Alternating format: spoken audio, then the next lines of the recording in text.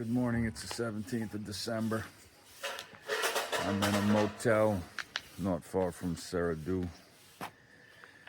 I stayed here last night. After a long day, I arrived in the dark, about 90 miles, so most of 160 kilometers. I came to this space in particular because I was hoping to go on a forest elephant tour today, but decided that I couldn't support the organization that was providing those tours because they are charging 500,000 Guinea francs. To put that into perspective, I can buy a meal in any village for 5,000 Guinean francs. GFA is the currency. So why they feel they can charge 500,000? It just sounds to me like they're taking advantage of folks that come here to explore Guinea, and I'm not going to support it. They ought to be much more reasonable. I don't know who's getting all that money, but certainly not the folks in the villages. If I could go to that location and hand out 500,000 to the locals, maybe I would do it, but I have a suspicion that who's ever getting that money would not allow it. Now, last night I arrived here, and unfortunately, in the first room, I immediately found what I thought was a bed bug,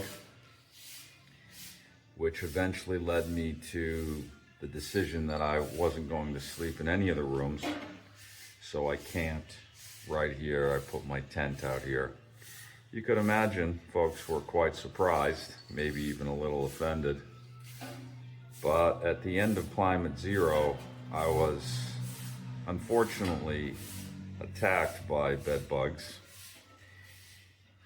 In the country of Brazil, I had at least 100 bites on my body, but that's just part of the story. Then you have to deal with the fact that you've become contaminated with these creatures. It was a titanic nightmare. It caused a lot of stress, and I'm determined to never have that experience again. Hence my decision to sleep out here on the patio in front of my room. The room is basic. I searched that mattress and didn't find a bed bug, but again, after finding one, I just couldn't bring myself to sleep in here. It is a gorgeous morning, not a cloud in the sky. It's cool right now. I'm going to immediately put sunblock on. My goal today is a modest 50 miles to Yiré. By the way, I'm very close to Seradu. And I am embedded in a tropical, not a wilderness. There are lots of people around, but still, this is a space where a lot of wild critters still persist, and the forests are lush and green. So I'm making my way only about 50 miles to Yiré, where I'm considering taking 2 nights at a convent where there's camping in the garden.